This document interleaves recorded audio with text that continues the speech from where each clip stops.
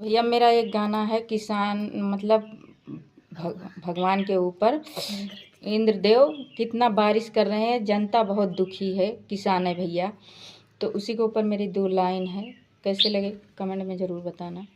काहे इतना बरसत बाटा जान ले बाका हो, बोला इंद्र देवता परान ले बाका हो, बोला इंद्र देवता परान ले बाका हो। ताल तलैया भर गए खेत खरिहान हो, ताल तलैया भर गए खेत खरिहान हो, घरवा दुआर चुए नीमू सैन पानी, बोला